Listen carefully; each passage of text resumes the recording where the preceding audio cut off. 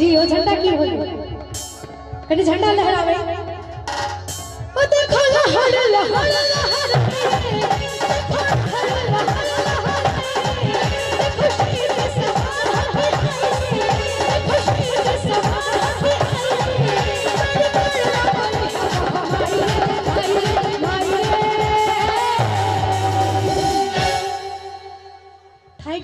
नहीं ना थकान नहीं महसूस हो रहा लेकिन तो कहे छे माँ के दरबार में वही भक्त होते हैं सुपर माँ के दरबार में वही भक्त होते हैं सुपर जिनके दोनों हाथ होते हैं सबसे ऊपर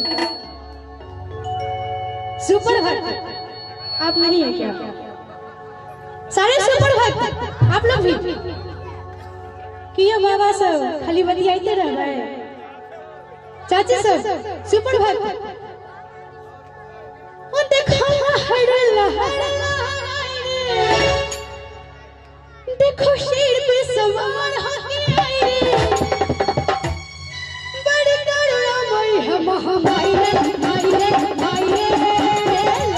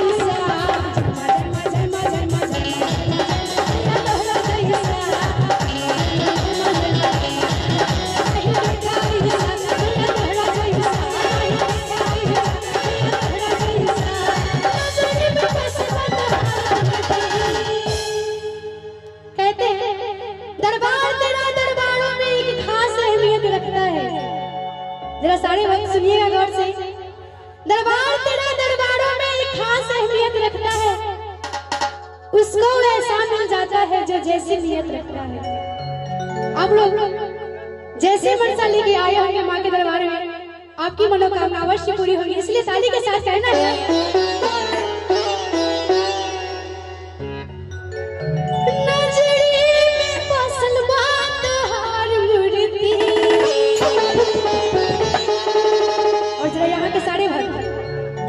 ताली के साथ ओ देखी के सूरतिया चल करती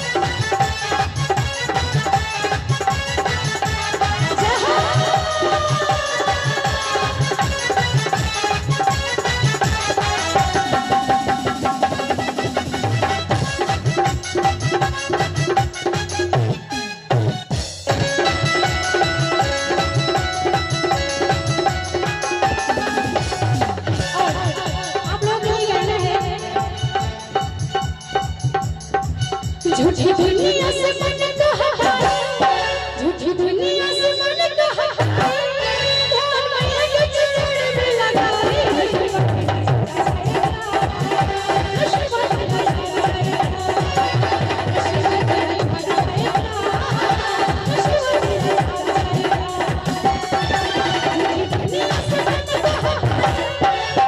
चाची आप लोग के लिए कहना है झूठी दुनिया से मन को हटाए ध्यान मैया के चरण में लगाए सारे भक्त ताली का साथ करना है नशीब मेरा जाग जाएगा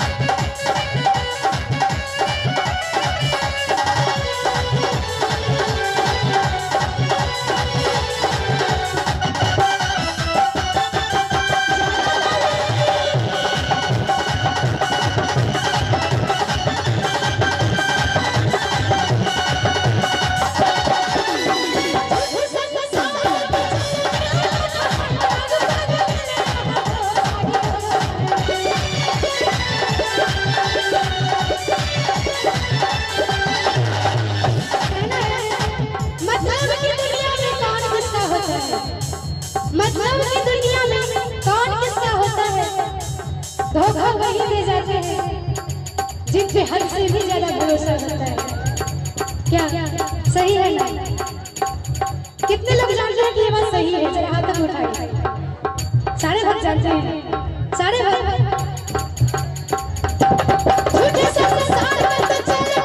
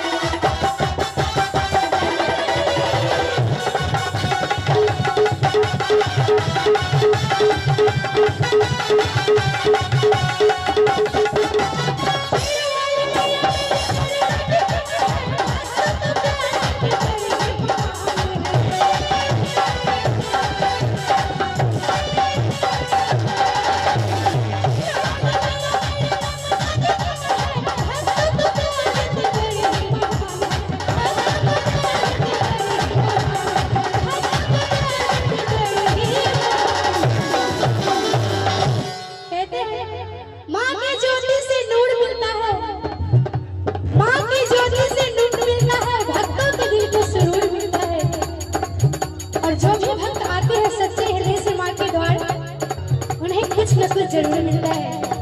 इसलिए सारे भक्त सच्चे हृदय से मां के दरबार में आए हैं। कंजूसी ना करते हुए दोनों हाथों को उठा के और कहना है, महामाई को तू अपना बना, महामाई को तू अपना बना, प्यार मैया का अनोखा है तो पानी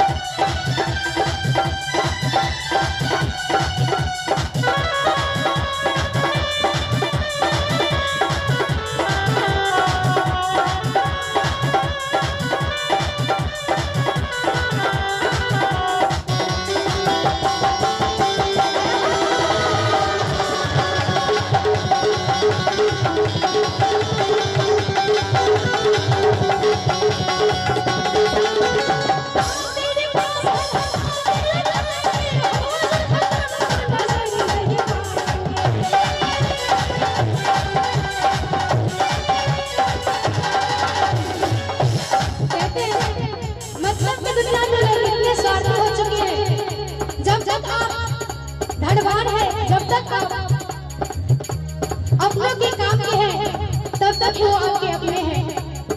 कहते हैं माल तेरे पास है तो माल तेरा खाएंगे, हुआ जब खत्म तो नजर नहीं आएंगे।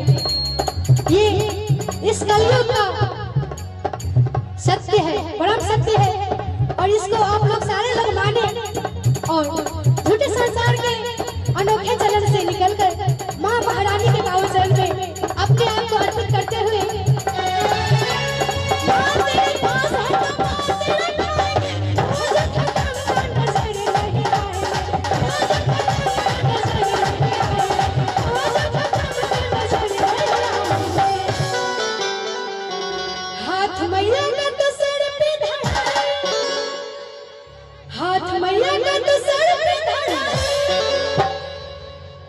कौन कौन भक्त चाहते हैं माँ का दोनों हाथ आपके सर पे हो, जरा हाथ तक उठाए। सारे भक्त, सारे माँ के सच्चे भक्त।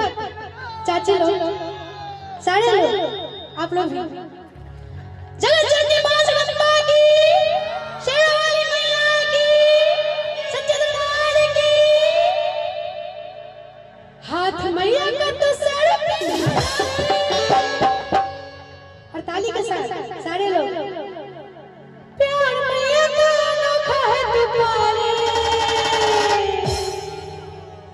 नसीब तेरा जाएगा।